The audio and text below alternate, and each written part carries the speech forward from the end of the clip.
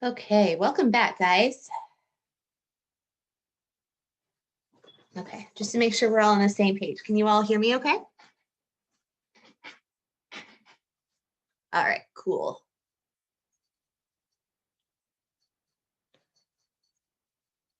All right, welcome back, everyone. Sorry about that, but I'm pretty sure I fixed it. Let me get everybody back in, and then we'll be good.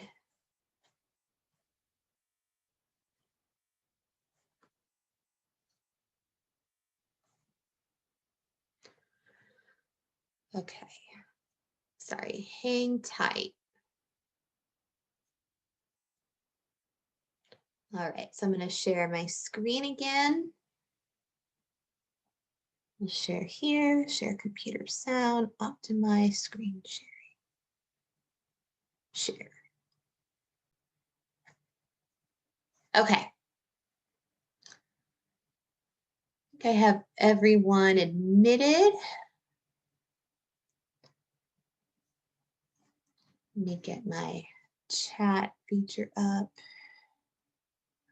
Chat. Okay, now I'm going to test this out. And if you guys could, as soon as I play it, if you can hear the video fine and it's not lagging for you, if you could put a smiley face, that would be awesome.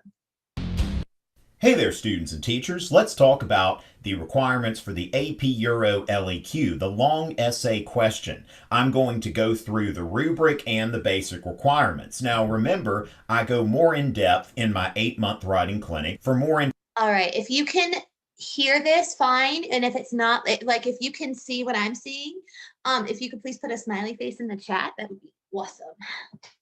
All right, thanks, guys. Appreciate it. All right, here we go. Information, you can click the card or the link in the description. On the AP exam, you're going to have 3 choices when it comes to the LEQ. All right, so this information here, like these time periods here, just disregard those. The main thing that applies to you guys is that there will be 3 choices. I'll give you the dates that apply to each choice, but the nice thing about the LEQ is that with those 3 choices, you get kind of a variety of time periods. So depending on your area of expertise, like depending on, like, let's say you're really, really good at unit 4, then there's going to be a time period that encompasses unit 4. So no matter what your area of expertise is, there's going to be a prompt from like the beginning of the class, from the middle of the class, and then towards the end of the class. So it kind of, in that way, it really helps students to strategize when it comes to the LEQ. Be strategic, go with what you know best. And I know that seems obvious, but a lot of times students will choose what they think is the easiest prompt. Now, I want to warn you guys here, okay? Be really, really careful with that. Because here's the thing. The easy prompts are nice, but College Board grades them like 10 times harder.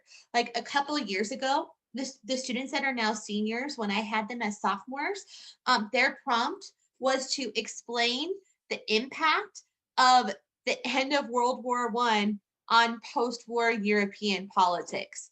That's easy. The rise of the Nazi Party. So that prompt was all about the rise of the Nazis and why it happened and why other dictatorships emerged throughout Europe. That's a super easy prompt, but a lot of my kids didn't do as well as they thought they were going to do on the LEQ because they chose the easiest prompt.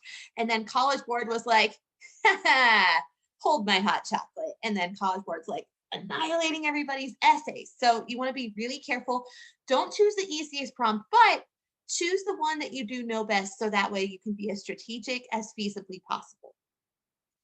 All right. I'm going to be asking you guys to do this a lot today because I really want to make sure we're all on the same page.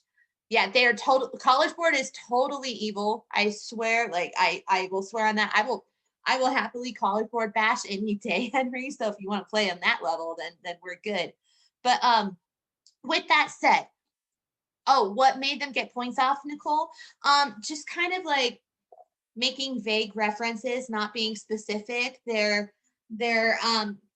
information was, it did not tailor to the prompt enough. Like, it's kind of like when you get an easy prompt, you can get overconfident, and that's really what happened. And a lot of these students, they did well in like other parts of the AP exam. Like a lot of them passed. I think what was my pass rate that first year of AP Euro? I think it was 57%. So I had a pretty good pass rate that first year, but a lot of kids bombed that LEQ. And yes, the easiest one is totally a trap. So if there's one like if they're, yeah, pretty much, Nicole, it's just not a thorough enough explanation. But if there's a prompt that looks super easy, like for example, explain the causes of the French Revolution, it won't be that simple. But if there's one that's that easy, maybe kind of avoid that one. Go with the one that's a little harder, but that you still know. So be strategic, with that said. You will choose one of the three. The first one comes from the so-called period 1, 1450 to 1648. The second will come from the so-called period 2 or 3, 1648 to 1914. And the third will come from the so-called period 3 or 4, somewhere between 1815 and the present. Now note here that topics from the period 1815 to 1914, the so-called period 3, will not be the subject. All right, again, I'm really tempted to jump forward here because again, this doesn't apply to you, but I'm a little worried if I do, it's going to screw up the video. So I'm just going to let it keep going. But don't, I want you to pay attention, but don't take any of this to account until I tell you to. Of two prompts on the same exam. So with that, you're going to have three choices, and three of the four historical periods will be represented. And note that the first period, 1450 to 1648, is the only period guaranteed to appear on the exam. So students with a strong grasp of the Renaissance and the Reformation could have an advantage here on the LEQ because that time frame will always be an option. There are three different prompt formats for the LEQ, all three of these expecting the student to complete a different task. We could have continuity and change over time, comparison, or causation. So it's important for... Okay, so all of this applies to you guys, okay? These are the types of prompts that actually will show up on the AP exam. So for the LEQ, you may get a CCOT prompt, which is change and continuity over time. You may get a comparison prompt, and then you will get a causation prompt. So there's three types of LEQ prompts that you may be exposed to on the WAP exam, and these are the formats. For students to understand that any of these three could be on there, and each is requiring the student to complete a different task. Another thing to note is that all prompts in the three prompt set will use the same prompt format. So all three will either require continuity and change, comparison, or causation. All right, so that means that on exam day, the prompt formats, there isn't going to be a variety. There isn't going to be, oh, one comparison, one causation, one CCOT. They're all going to be the same. So if you get a causation prompt, there's going to be three options for causation for you, but they're all going to be in that format. So there isn't a variety. So we want to make sure that we're really proficient at each type. And then Tom goes on to explain thoroughly what each one looks like. These tasks will not be mixed up, and also remember that in advance of the exam, the student does not know which one of these tasks is going to be required. But it's important to understand all three because all three on the particular exam will be identical. Now, a disclaimer here. Exact prompt formats are subject to change, and the formats presented represent a combination of 1, what the College Board has released publicly, and 2, the best guesses of experienced AP European history readers. So we are trying to piece together the format, and we've seen a few different things, but this is my best guess, and I think it's, at least in spirit, it's going to be what we're going to see on the exam. But then again, I may have to re-record this video in a few future year to reflect understandings from the 2018 AP European History reading. So first of all, the continuity and change over time prompt format. Evaluate the extent to which blank fostered change in blank from year to year. So for Okay, so I want to reiterate what Tom said here. So the first type of LEQ format that you may see on exam day is continuity and change over time. Continuity is something that stays the same. Obviously, change is something that changes over time. So you're analyzing both. But let's take a look at how the prompts will be formatted for CCOT. It says, evaluate the extent to which blank fostered change in blank. So the topics obviously there's going to be a lot of variety, and then the years obviously are going to change, but the wording of the CCOT prompt always stays the same. Now, I want you guys to pay really close attention to this word evaluate. When you are evaluating something, you are basically assessing. So evaluate equals assess. So if you're assessing the extent to which an event fostered change in something else, then what you want to do is you want to use an adverb. I'm going to put that in the chat here. Whenever you see evaluate the extent to which, whenever you see that kind of language, you need to use an adverb in your thesis statement. So an adverb is any verb that ends in ly. So an example of an adverb is greatly. I'm like totally drawing a blank on all of my adverbs right now. How about exponentially, etc. So for instance, if you're answering a CCOT prompt, like let's say, here, I'm going to come up with a pretend prompt for you. Evaluate the extent to which the French Revolution fostered change in Europe from 1789 to 1815. Let's pretend that's our prompt. So what you want to do is you want to include an adverb in your answer. So you could say something like, by the way, this is your argument. Remember, thesis statement is argument plus roadmap plus impact. But let's do this. The French Revolution fostered change in Europe greatly between 1789 to 1815. So up here, we have our explanation of what an adverb is, something that ends in ly. Whenever you see evaluate the extent to which, you are going to use an adverb because you're assessing how much a certain event caused change or how much a certain event caused things to not change. So you want to make sure you have an adverb that ends in ly whenever you see this kind of language.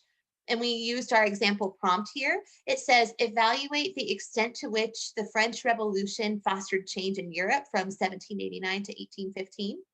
And then we have an example that, like, this is not the full thesis statement, but this is the argument. The French Revolution fostered change in Europe greatly between 1789 to 1815. There's our adverb. So whenever you see evaluate the extent to which, use an adverb.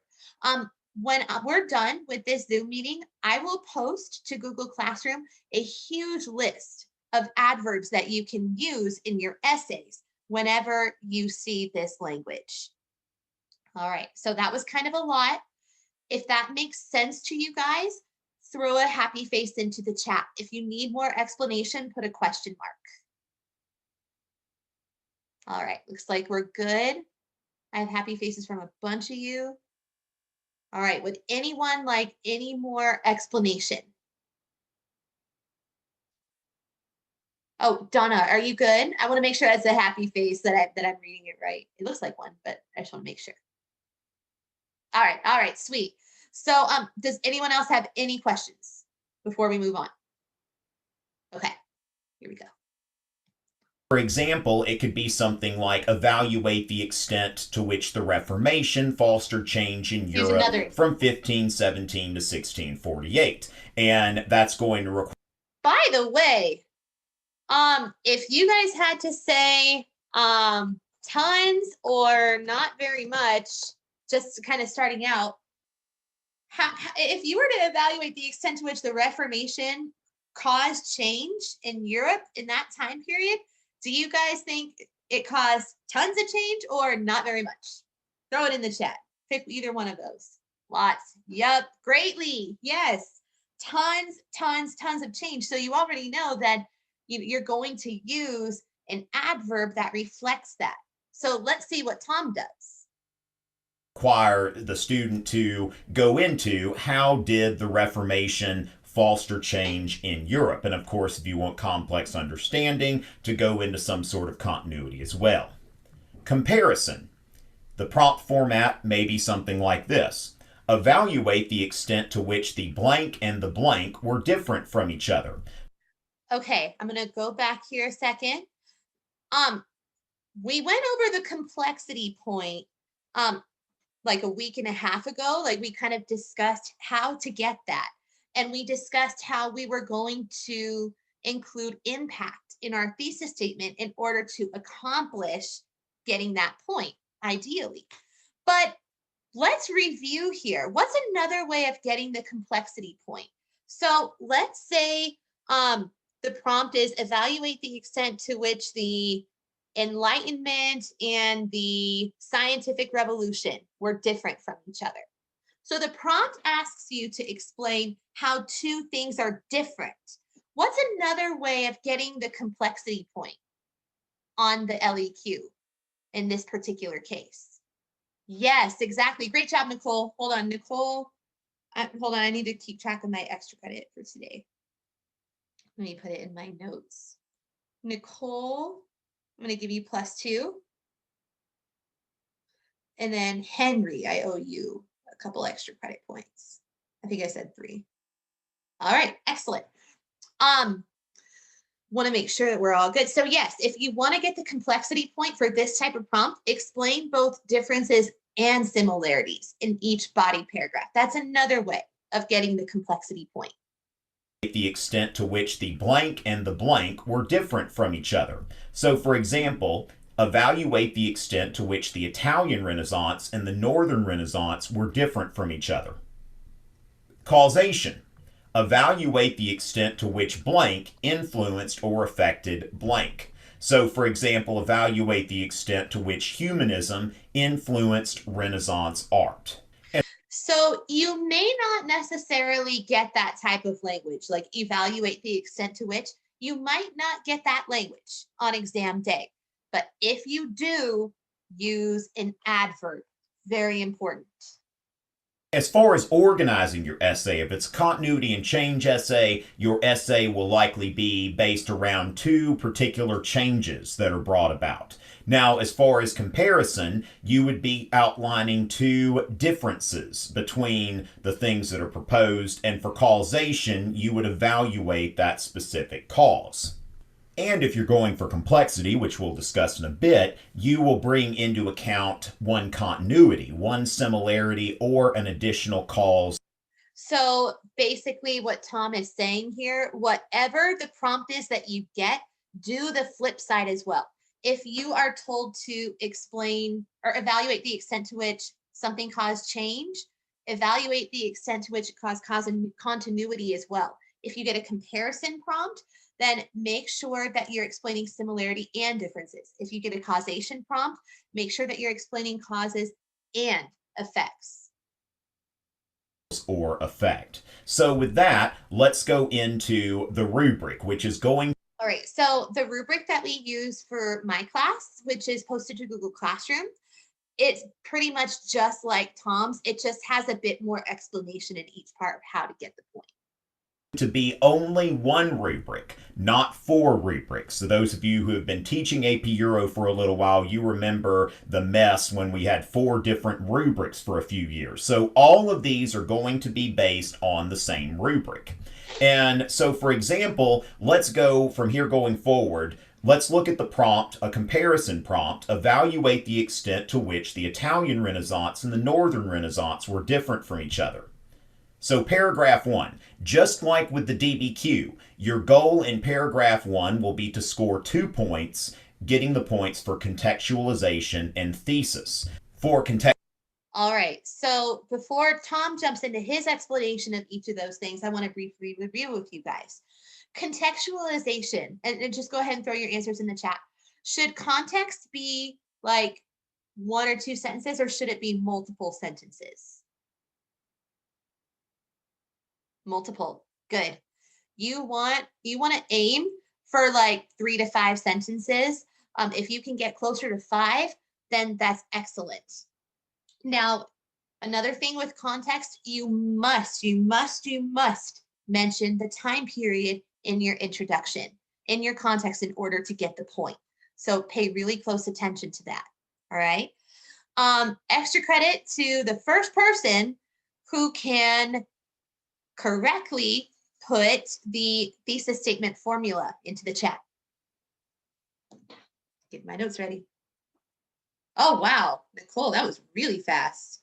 Nicole, how many words a minute do you type? I'm curious because I'm super impressed.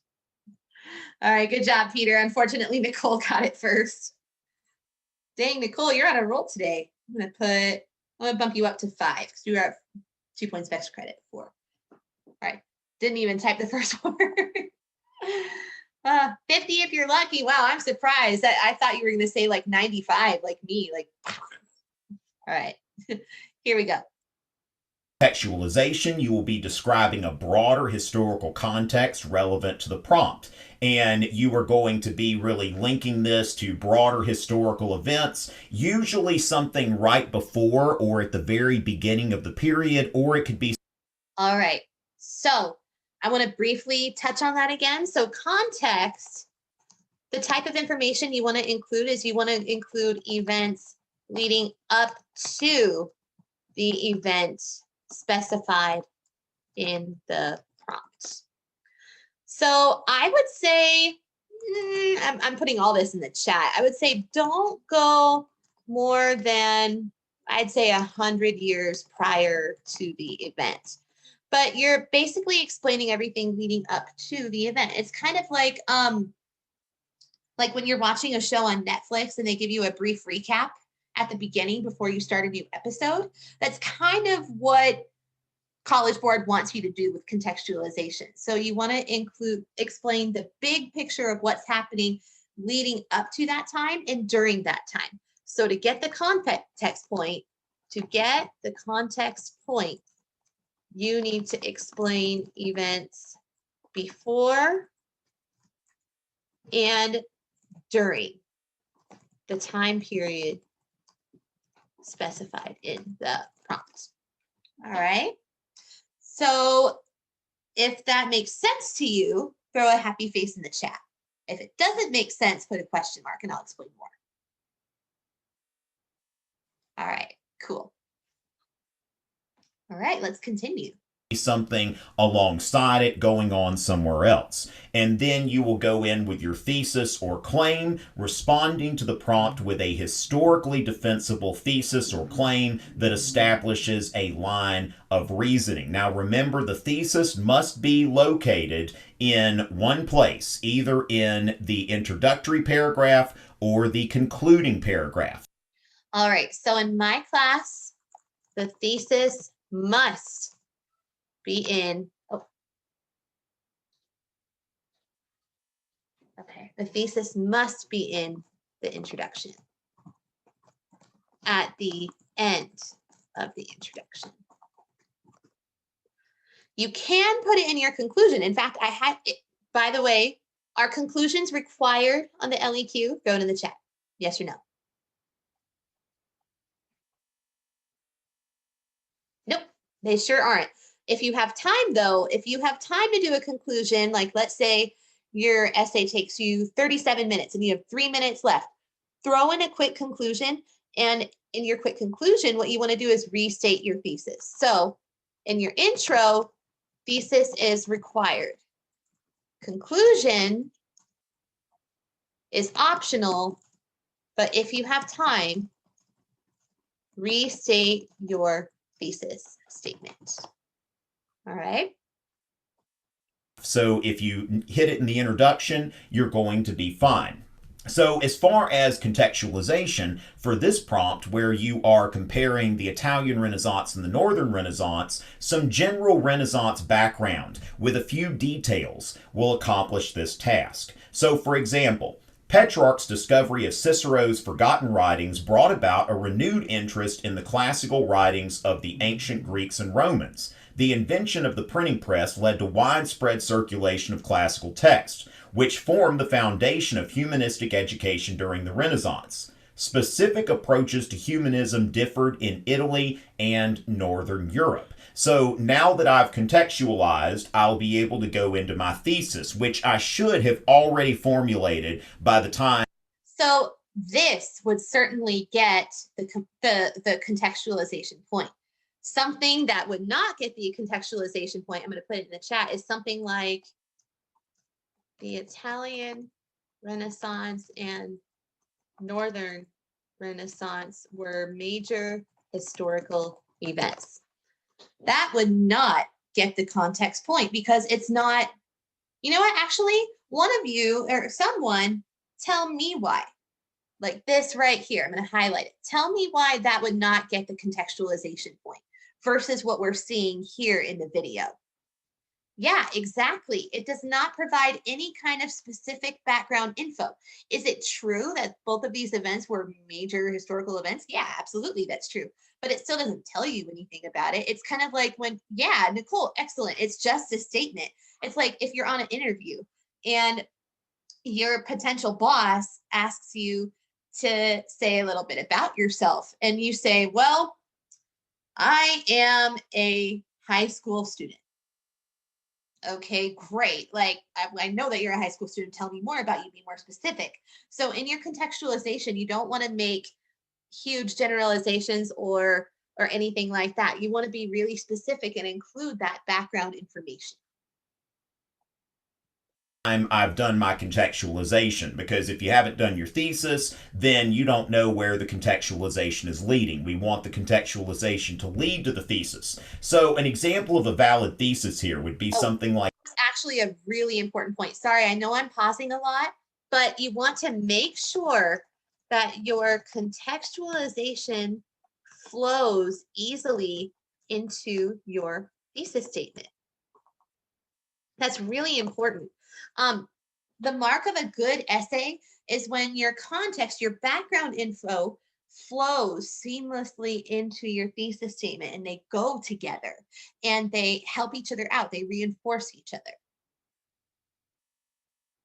this. The Italian Renaissance and the Northern Renaissance were different from each other because Italian humanists focused on the individual and on secular concerns, while Northern humanists focused on reforming society based on Christian principles.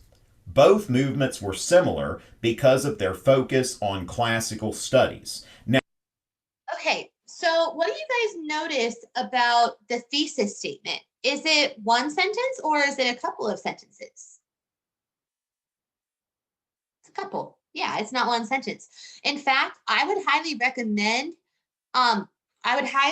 recommend using multiple sentences for your thesis. I would say 2. Manor, I would say close out of Zoom and then rejoin us, and then that should hopefully fix the problem. Fingers crossed. Okay. So with that said, this thesis statement perfectly follows the format that I taught you guys. We have argument, we have a roadmap, and then instead of impact here, though, in the thesis statement, Tom Ritchie instead kind of goes on the flip side and he talks about the similarities. That's another thing that you can do. I will actually accept that. So here, I'm going to put that into the chat here. I will accept 2 formats for the thesis statement. So 1 argument plus roadmap plus impact. That's 1. The second format that I'll accept is argument plus roadmap plus, how am I going to phrase this? I guess I'll just put plus alternative. So like compare slash contrast, cause slash effect, and then change slash continuity. And I want to explain a little bit more about what I mean by that. So notice in this thesis statement that instead of impact here, he ended on how both movements are similar. The prompt only directs you to explain how they're different from each other. So you could take it a step further and here explain how they're similar. So I will allow that. If, like, let's say you get a causation prompt to explain the causes of the Italian Renaissance, and you have your argument, you have your roadmap. Instead of impact, if you want to explain an effect of the Renaissance, you can do that. And honestly, it's kind of the same thing. So that you can do your thesis statement in both of those ways. Could you guys please throw in a smiley face if that makes sense to you, or a question mark if you need more help? All right, cool. Sweet. All right, let's go ahead and keep moving forward. Now note here, what I've done here with the last sentence of the thesis is I'm trying to set up complex understanding. Now if I Okay, so I want to reinforce this one more time. Again, argument plus roadmap plus either impact or the alternative. So Manor, just to give you a little more explanation, the original prompt asked the student to explain the difference between the Italian Renaissance and the Northern Renaissance. You have 2 options in your thesis statement. You can either focus the last part of your thesis on impact, or you can focus on the alternative. So if it's specifying for you to explain, sorry, my cat's like screaming, to explain differences, then in that last statement, you'll explain a similarity. So that's one way of doing the thesis. You don't have to do it this way. If you want to stick with what you've been doing and just explain the impact of these events, that's totally fine too. This is just explaining another way of doing the thesis so that you can earn the complex understanding point. Now, you cannot earn the complex understanding point unless it's embedded into the thesis statement. So that's why both Tom and I are pressing the importance of this in the thesis.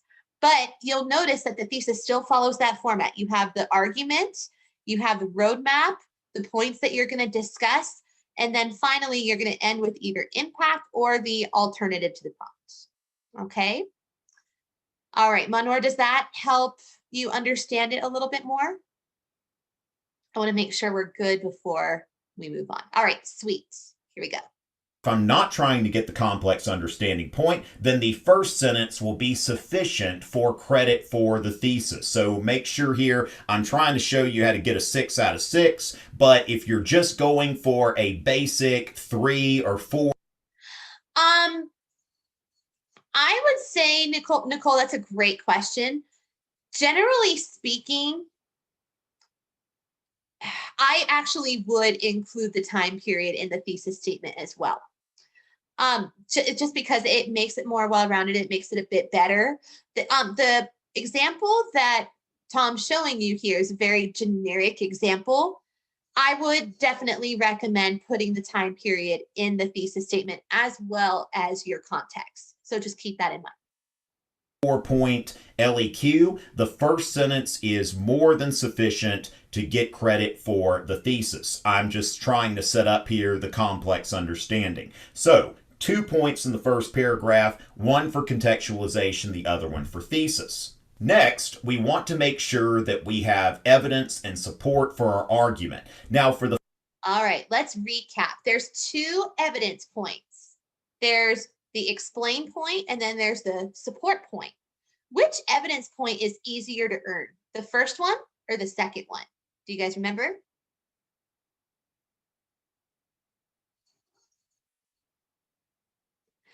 Well, okay, so technically, the second evidence point is the one that you want to aim to get, because if you get the second one, you're automatically going to get the first one. If you're using evidence to support your argument, you're automatically going to get that first evidence point. But actually, the easier evidence point to earn is the first one, because the first one, you are literally just identifying evidence and explaining it.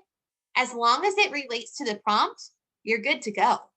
Now, using that evidence to support your argument is a bit more complex. So the second evidence point is actually harder to earn, but you want to just automatically go for that second evidence point. Make sure that all of your evidence supports your argument, because then you automatically get that first point. If that makes sense to you guys, throw in a happy face for me. All right, cool. Sweet. I'm really glad we're all on the same page. All right, here we go. The first point here, you'll provide specific examples of evidence relevant to the topic of the prompt. And all you've got to do here is have 2 or more specific historical examples relevant to the prompt. And then there's the second point. Now, the second point in... All right, so I take it a step further in my class. I require 2 or more specific historical examples in each body paragraph, versus the exam. You know what? I'm pretty sure actually the exam requires you to do the same. They want you to have 2 or more specific examples in each body paragraph. I will clarify with the AP World history teacher friend of mine before I say that definitively, but I'm like 99% sure that I'm correct. But I'll get back to you guys on that. But again, in my class, 2 or more pieces of evidence per body paragraph. And again, evidence in an LEQ, I'm going to put this in the chat, could be a famous person, or not a famous person, a historically relevant person, event, major document, book, etc. Or I'll just put, or any other specific key term in WAP. So evidence in an LEQ is not pulling quotes from a document and paraphrasing them. Evidence in an LEQ is specific key terms that are pertinent to the prompt, and your performance with the evidence section depends on your ability to both explain your evidence and to use it to support your argument. In order to earn this, the first point must be earned. You must have specific examples relevant to the prompt before. Right. You cannot earn, here, I'm going to put this in the chat. You cannot earn the second evidence point unless you've already earned the first. Yes, I will post this whole thing on Google Classroom. Absolutely. I have a few Zoom meetings I need to post actually. Yes, Alex, I'll definitely post it. It will be posted soon. Maybe within like the next couple of hours after, once the Zoom meeting's over. Give me some time and then it will definitely be uploaded. All right. Or you can use evidence to support an argument in response to the prompt using specific and relevant examples of evidence. So the first point, the evidence is there, it is relevant to the topic. The second point is the evidence is there, relevant to the topic, and it supports the specific argument or claim that you're making in response to the prompt. A few notes on this. First of all, for evidence point number 1, all that's required is that 2 pieces of specific evidence relevant to the topic are present. Evidence should be adequately described using complete sentences, more than just what I call drive-by name dropping. Okay, this isn't just mentioning something real quick. All right, so don't name drop. Don't term drop. Don't give laundry lists of vocab terms. None of these things will earn you either evidence point. Be really careful with that. You want to make sure that like any person that you introduce in your essay, like let's say you bring up the name Robespierre for the French Revolution. You can't just like drop his name in and not explain who he is and or how the use of his name supports your argument. You want to make sure you are super specific and you provide complete sentences that explain your evidence for you. And moving on, but showing that you actually understand this evidence that you're using. For evidence point number 2, the evidence used must support an argument. So if we're looking for evidence point number 1, Machiavelli wrote The Prince, which offered leadership advice to people aspiring to be effective rulers. Another example of evidence. So Machiavelli, who, by the way, hold on, I need to teach you guys the most important phrase that we will learn all year. Machiavelli did write The Prince.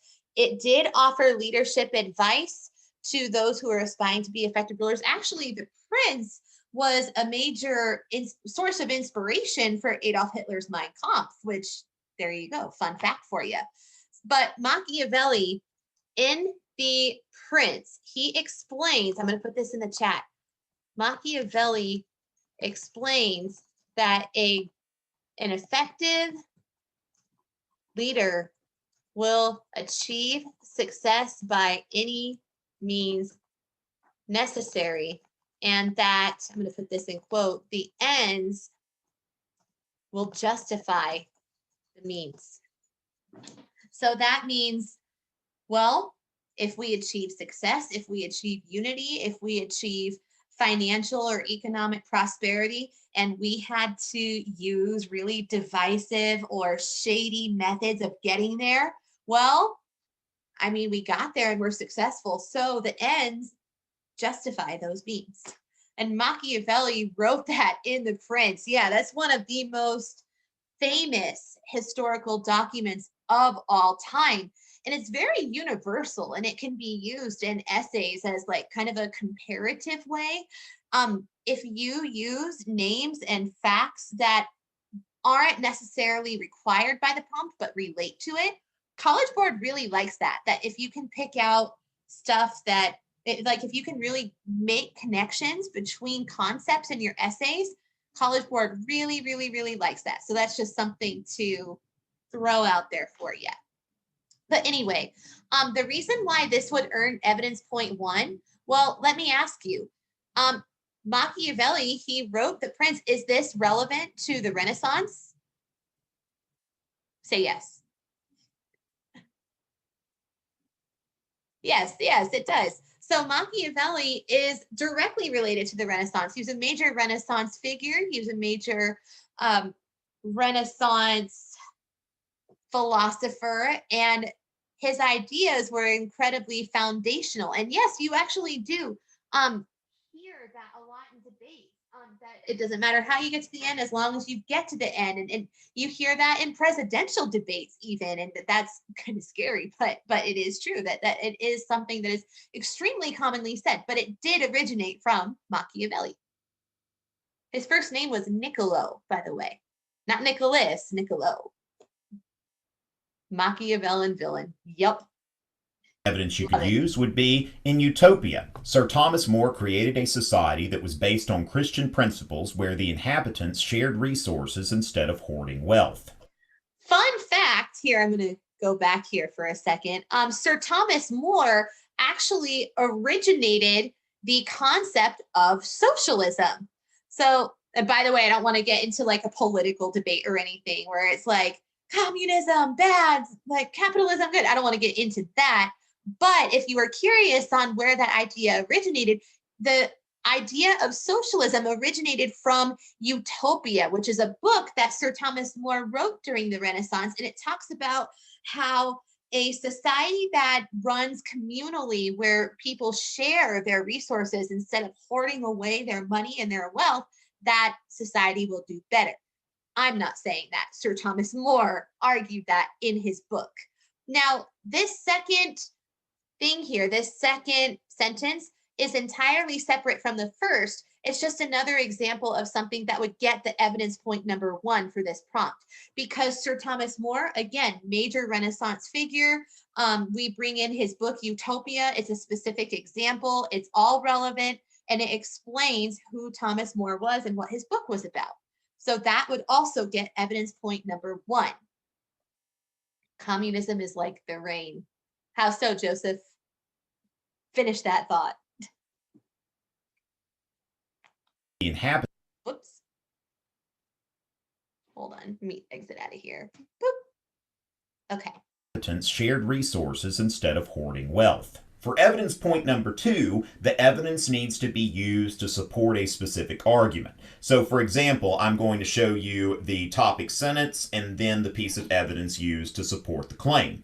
Northern Renaissance humanists were more concerned with using classical text in order to try to bring reforms to society using Christian principles.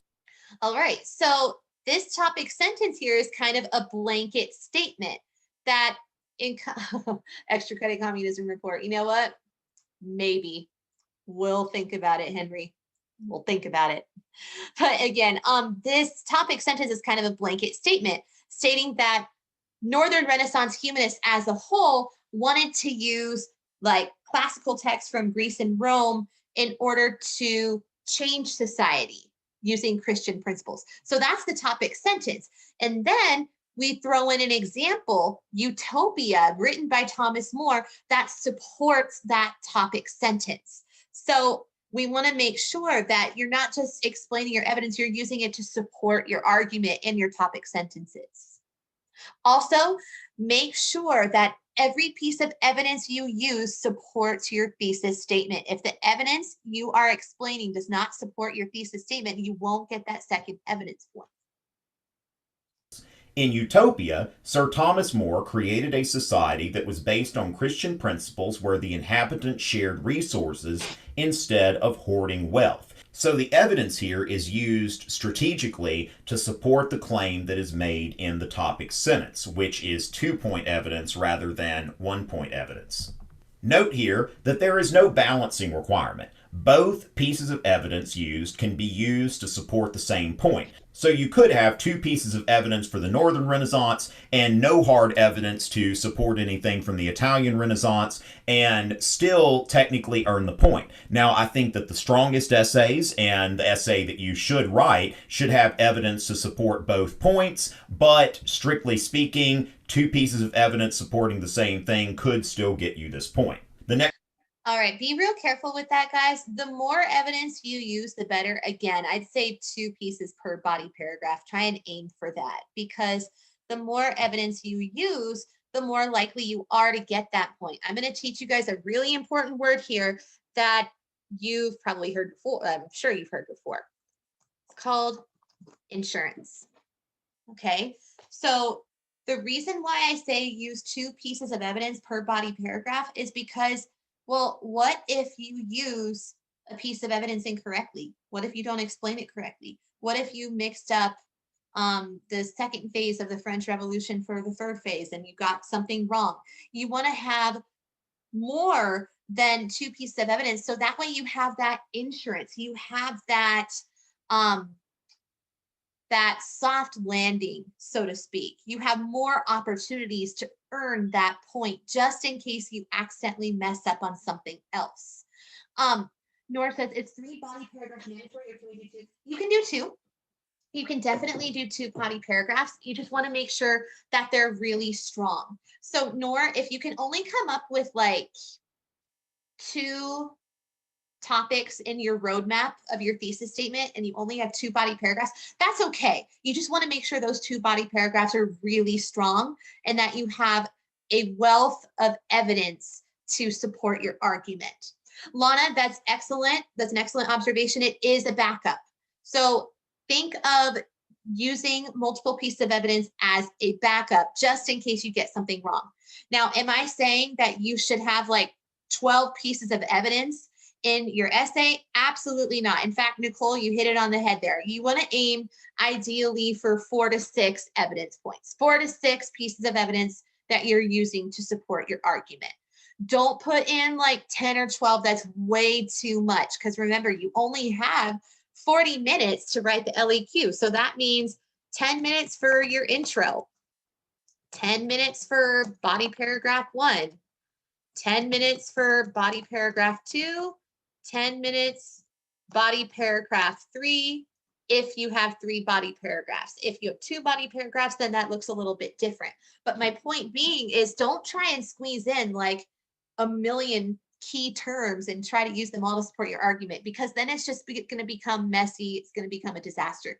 In fact, I'm going to say, don't use more than 2 pieces of evidence per body paragraph. Oh, I'm sorry. We've gone over a lot of stuff. If you guys are good, if you don't have any questions and you're happy and you're feeling good about all this, throw in a happy face in the chat. Cool.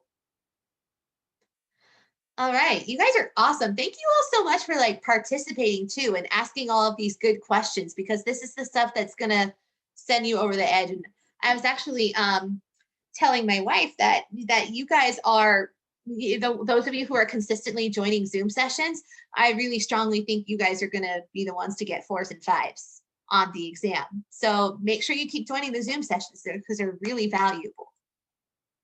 Next thing you need to make sure that you do is analysis and reasoning. Uses historical reason. Okay, so hold on. Before we get started here, just to recap, there are 2 points in the intro, context and thesis, 2 points for evidence, 1, the explain point, that's the easy one, and 2, the support point.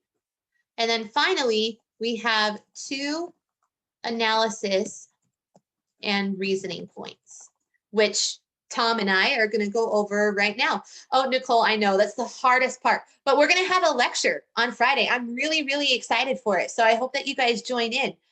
From here on out, I know that things have been kind of shaky, like with like lectures and doing all that stuff, but we're going to have a lecture once a week over all of the information that you learned in that week. So this Friday, make sure you join us and we'll go over all of the content from this week. And I promise I'll make it a lot more enjoyable and fun. Now, this is where we bring in the comparison, causation, continuity, and change over time to frame or structure an argument that addresses the prompt. And so this way you're doing some type of comparison, causation, or noting the continuity or change over time. There is a link to a... Okay, so this first analysis and reasoning point is really not that hard to get. In order to get it, all you need to do is make sure you are using the specified skill to frame your argument. So if you are told in the prompt to use causation, make sure you use causation. If you are told in the prompt to compare 2 things, make sure you're comparing. If you're told in the prompt to trace change or continuity over time between 2 different time periods, make sure that you frame your argument that way. If you're told to compare, but then you end up doing a causation essay, you're not going to get that point. So pretty much make sure you use the skill specified in the prompt to frame your argument. On Friday, we're supposed to tell you about our topic for NHD. Yes, Joseph, I'll talk about that briefly at the end once we're through the video. All right. Okay, let's finish this puppy up. A sample essay where I'll show you how to effectively do that, and you can see some examples. And then finally, demonstrates complex understanding of the historical development that is the focus of the prompt, using evidence to corroborate, qualify, or modify an argument that addresses the question. Now, this is identical to the DBQ. There are several ways that you can earn this point, but for the LEQ, my best advice would be to focus on this, explaining both similarity and difference, both continuity and change, or multiple causes, or both causes and effects. I think. All right, so Nicole, to answer your question, the complexity point is embedded in each body paragraph. So for example, I'm going to type it in the chat. For example, if you get a prompt that asks you to compare two things.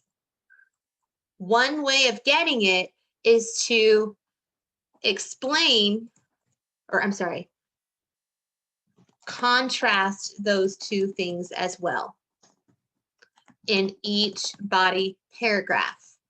So going back to the thesis statement where it's like, okay, they were different in these two ways. Oh, but they're also similar in this way. You want to embed and talk about those similarities in each body paragraph. So to get the complexity point, you need to embed your complexity, however you do it, in each body paragraph. So if you choose to explain impact, I'll type this too. If you choose to explain impact in your thesis statement, you must also weave that into each body paragraph. All right. If that makes sense, please put a happy face. Everybody. Coolness. All right, we are almost done, troops. Here we go. I think that the best way to earn this point is going to be to do this on the LEQ. And so as far as that, for comparison, address a similarity in addition to the differences. That is, of course, what I'm doing here with the So let's see how Tom did that. Again, remember, you have two ways of earning the complexity point that I will allow. One, explain impact. Two, explain the, you know what, instead of alternate, I'll explain the opposite. So if you're told in the prompt to compare, then you also want to explain in that last part of your thesis the opposite. You want to contrast it, or vice versa. Thesis, and I should also address that in my body paragraphs where I'm going beyond the differences and I'm also addressing a similarity. If this were a change over time prompt, address a continuity. So instead of just focusing on what changed, address something that continued from the beginning to the end of that period. And then finally, for causation, address multiple causes or an effect as well as a cause. Now, one thing I'm going to note is that the College Board has put out very few causation prompts, and causation prompts have never been on an actual exam that I know of since the redesign. So this is a... And that actually holds true. That actually holds true, that there have not been any causation prompts. So that begs the question, it could show up this year, which I hope it does, because between those three skills, comparison, CCOT, and causation is the easiest for sure. A little bit of an outlier, and hopefully in the coming years, we will have more information about causation prompts and better examples. So with that, remember that my subscription-based 8-month writing clinic is available. Click the card or click the link in the description. And all right. So that concludes our information session on the LEQ with Tom Ritchie's videos. I highly recommend that you guys subscribe to his channel. He has so much good stuff, guys, like ridiculous amount of good stuff, like content videos, skill videos, like all of his stuff is prime #1. Yes, Nicole, he only does AP Euro. Well, he also does A-Push actually.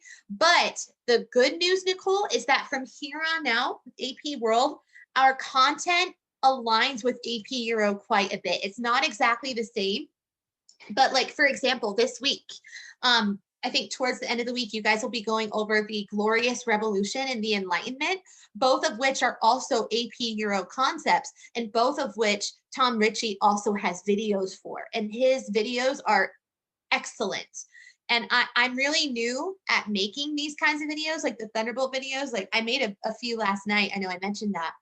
But I really looked to Tom as kind of like an example of how to do them and how to do them well. I'm definitely not as good as him because I'm still learning and I feel like I'm kind of in the awkward stages of it. But as far as like the format of them, I really follow Tom Ritchie's format closely. Will there be Thunderbolt notes? No, the Thunderbolt notes are never required ever. But I highly recommend you do them. But the only ones that I did require were those first ones. And then after that, I kind of changed my, my grading scale and how all that works because it was just too much of an influx of grading for me to do. But anyway, with that said, Thunderbolt notes are not required, but they're highly recommended. As far as the Edgenuity test, I know that things have been all over the place, and I've been trying really hard to like get everything uploaded and to explain everything well. It's just there's so much, and doing it online is just it's so difficult. But again, from here on out, things are definitely going to be smooth, and it should go really well.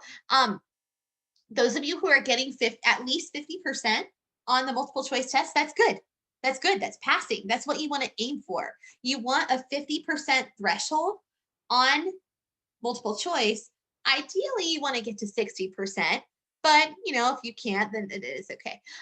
Going in with hardcore confidence, that's where a lot of students kind of struggle, because when you go in and like you're super hardcore confident, then you kind of flub up. So kind of go into the test with, psychologically kind of an open mind. Joseph, I want to touch on your question again about NHD. So yes, on Friday, I'm going to upload a Zoom link, and it will have not a Zoom link, I'm sorry, an Excel spreadsheet where I'm going to have you guys input your big picture idea and whether or not you're working individually or with a group.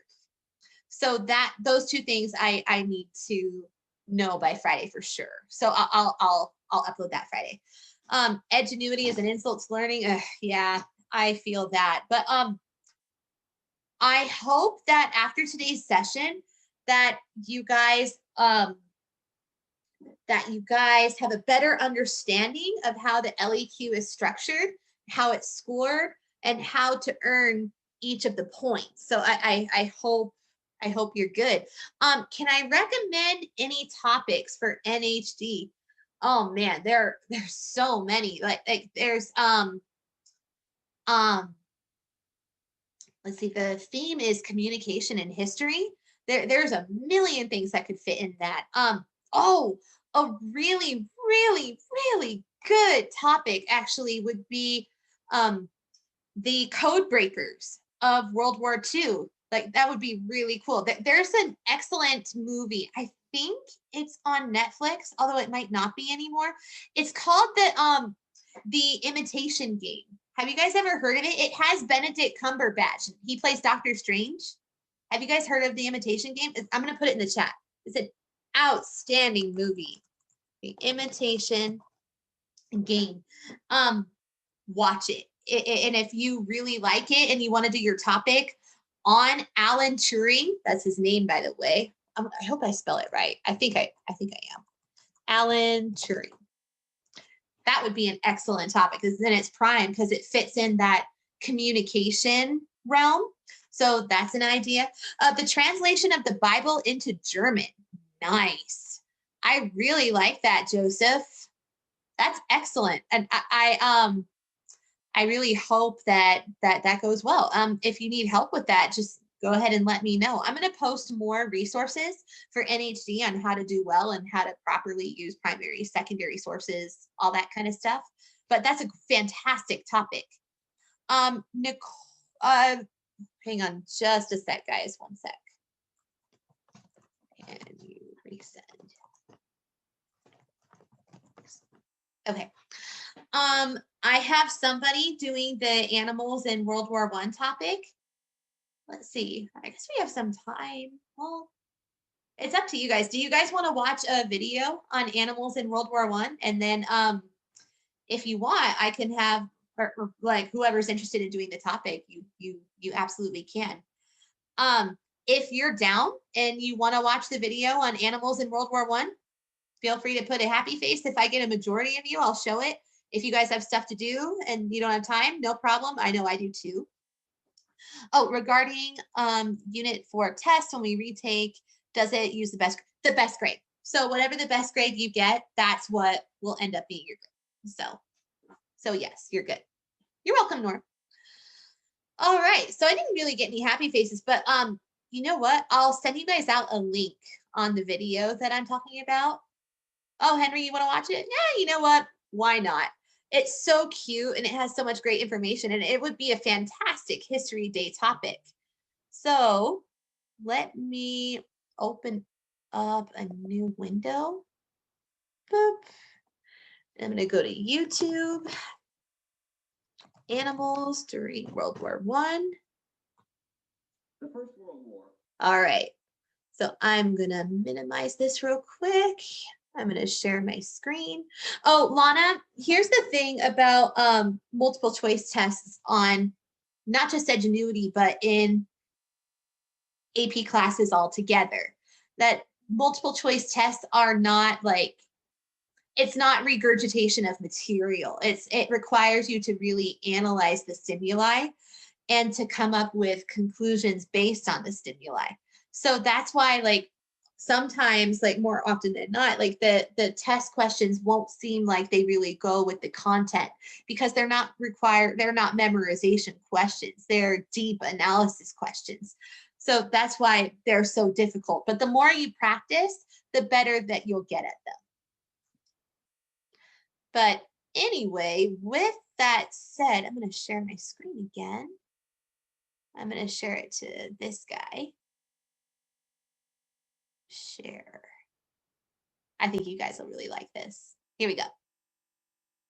Saw huge leaps and bounds in the development of technological warfare, but it also made unprecedented demands on what many might see as archaic methods of fighting. Sure, there were tanks, planes, and machine guns, but the actual fighting still depended on the physical and emotional suffering and sacrifice of men. And those men, in many, many ways, depended on animals. This is their war story.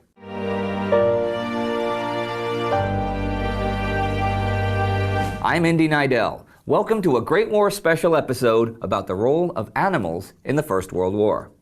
It's nearly impossible for us today to imagine all of the stuff that made the war actually happen. The numbers are staggering. During the Battle of Verdun, some 32 million shells were fired. The British, for example, used a total of 250 million shells during the war. But while these were at some point transported by rail, truck, or boat, hundreds of thousands of horses, donkeys, oxen, even camels or dogs were also needed just for transport. Field guns were pulled into position by teams of 6 to 12 horses. The dead and wounded were carried off in horse-drawn ambulances. Men at the front needed supplies, and these were often also transported on 4 legs. Even if you just look at the British Army, which was the most mechanized of the warring forces, it was largely dependent on horsepower. That army, by the end of the war, had nearly 500,000 horses, which distributed 34,000 tons of meat and 45,000 tons of bread each month for the troops. But remember, those animals themselves also needed feeding and watering. Since the horse was the animal that served in the war in the greatest numbers, let's take a look at horses first. At the outbreak of hostilities in 1914, Britain and Germany each had a cavalry of around 100,000 men. These men obviously required a significant number of horses. Now, it's important to remember that at that time, all senior military personnel believed in the supremacy of the cavalry attack, the charge. No one in Europe was contemplating the horrors of trench warfare, but very soon, like within the first month, that changed, as the army saw from bitter experience that the cavalry charge, pitted against machine guns in trench positions and barbed wire, had become a relic of a bygone era. There was still the occasional charge, though, even in Western Europe, even in the face of logic. In March 1918, for example, the British launched a charge against the Germans. 4 out of 150 horses survived. But horses were still of primary importance, and compared to the early forms of motorized transport, were reliable. So they were used to the point that a total of 8 million horses died in the war, and horse fodder was, for some nations, such as Britain, the single largest commodity shipped to the front. This in itself caused crises. In 1917, Allied operations were threatened when German submarine activity restricted the supply of oats from North America. However, Germany was facing an even worse fodder crisis herself. Sawdust was often mixed in with the horses' rations to ease hunger, and many animals died of starvation. horses were also used to boost morale. There were loads of recruitment posters that featured the bond between man and horse, but while they may have been a morale booster and an invaluable aid in transport, there were downsides to having such a large equine population in your army. The main one being the difficulty of maintaining standards of hygiene around horses. Think of all the horse manure that was pretty much everywhere, but especially on battlefronts, which of course was a breeding ground for disease. Manure was supposed to be buried, but in battle conditions, this was often impossible, and often even burying the corpses of horses was impossible. Shelter was an issue too. Most horses were simply attached to a picket line without a roof over their heads. In the winter, this meant that they were subjected to the freezing elements. Their winter coat was most often clipped short, so that any skin diseases could be easily detected. But this had the unfortunate side effect of taking away their natural source of warmth. It's pretty safe to say that the horses were suffering right along with the soldiers, and many of them died from the facts of life on the front, from exhaustion, drowning, bogged down in the mud, falling in shell holes. They endured poor feeding and care and poison gas attacks that ruined their lungs.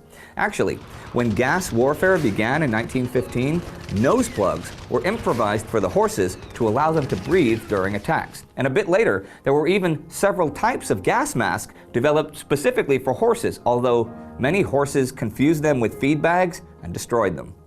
A curiosity was that better bred horses were more likely to suffer from shell shock and act up when exposed to the sights and sounds of war than less well-bred horses, who often learned to lie down and take cover at the sound of artillery fire.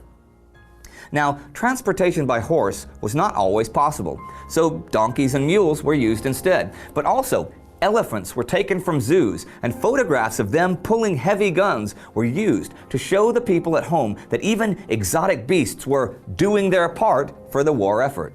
In the Middle East, camels were a common replacement for the horse as mounts for the cavalry. But the horse was invaluable in pretty much every arena of the war. Maybe not on submarines or fighter planes, you know what I mean. But they were far from the only animal that played a large part in the conflict, and here are a few others. Dogs. Really, dogs had a bunch of jobs in the war, especially in the trenches and no man's land. Actually, it's estimated that by 1918, Germany had used over 30,000 dogs in the war, and the Allies on the Western Front had used 20,000, including the most decorated and highly ranked service dog in military history, the American dog, Sergeant Stubby. The most popular breeds of dogs were medium-sized trainable breeds. Two that stand out were Doberman Pinschers and German Shepherds. Dobermans in particular, who were not only very intelligent and easy to train, but were also excellent guard dogs. And because of their slight frame, agility, and dark coat, they could slip through battle terrain without alerting the enemy. Smaller breeds like terriers were in common use as well, often as ratters in the trenches. Generally, and depending on their size and training, the roles of dogs in the war fell into the categories of sentry dogs, scout dogs, casualty dogs, explosives dogs, ratters, and mascots. Let's have a look at them. Sentry dogs. They were patrolled using a short leash and a firm hand, usually trained to accompany one specific soldier and taught to give a warning signal, a growl or a bark, when an unknown or suspect presence was in a secure area. Scout dogs. Highly trained and by necessity of a quiet, disciplined nature. They worked together with foot patrols and were exceptionally useful since they could pick up enemy scent 1,000 yards away. Unlike sentry dogs, they did not give an audible signal, but would stiffen and point their tails to indicate that an enemy was coming closer. Great for avoiding detection. Casualty dogs, also known as mercy dogs. First trained in Germany in the late 1800s, they were soon used throughout Europe. Their job was to find the wounded or dying on battlefields. They were equipped with medical supplies so wounded soldiers could help themselves and tend to their own wounds. They were also tasked with keeping the more gravely wounded soldiers company as they died. Messenger dogs. These proved to be as reliable as soldiers in the dangerous job of running messages. In many ways, they were actually better than humans. People were large targets, weighed down by uniforms and equipment. Vehicles broke down. Phone lines were easily damaged. Dogs were fast and could go over pretty much any terrain. Mascots. For men stuck living the horrors of trench warfare, having a dog was a psychological comfort that could relieve, even briefly, the everyday suffering of the war. Actually, little side note here, it's said that Adolf Hitler kept a dog with him in the trenches. So dogs were very much a multi-purpose animal in the war, but one animal that had a specific role was the pigeon. Telephones broke down, and radio was still in its childhood, so pigeons were essential for relaying messages. Actually, in Britain, killing or wounding a homing pigeon was punishable by 6 months imprisonment. That's how much they were valued. One pigeon, named Cher Ami, dear friend, was awarded the Croix de Guerre avec Palme for her assistance in saving 194 American soldiers trapped behind German lines in 1918. She made it back to her loft despite having been shot through the breast, blinded in one eye, covered in blood, and with a leg hanging on only by a tendon. She was only one of the 100,000 homing pigeons used to carry messages to and from the trenches between 1914 and 1918. Where other methods failed, pigeons had a success rate of 95%. The Germans eventually began to bring hawks to the front lines to hunt the homing pigeons. True story. It's something that is easily forgotten when you think of the war, that in addition to the millions upon millions of fighting men, there were millions of animals serving their nations in conditions as bad or even worse than those of the soldiers. It's something that was not forgotten by the men of 100 years ago, though. And while it might seem silly to some today to give an animal military honors, it might not seem as silly if that animal had saved your life, your comrades' lives, or won the day for you, perhaps at the cost of its own life.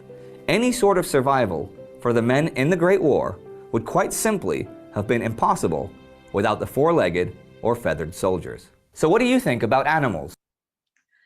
All right. I hope you guys enjoyed that video. That's World War I is like my favorite one of my favorite historical topics. It's just so underrated, and it's awesome. And if you are interested in doing animals in World War I, particularly like along the lines of communication, you could talk about how any animal actually that was used in World War I they were used as messengers, and without the inclusion of animals, communication during World War I would have been impossible, and an Allied victory, therefore, would have been impossible. So it kind of begs the question, well, do the ends justify the means then? Like the fact that animals lost their lives, in order to win the day for human beings, is that justified?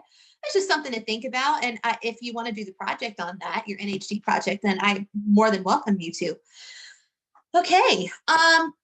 With that said, I'm going to let you guys go, so that you can do your Edgenuity work and I can get back to grading and posting stuff and working hard. And if you guys need anything, you know where to find me. Hit me up, and have a great rest of your day. All right. Bye, everyone.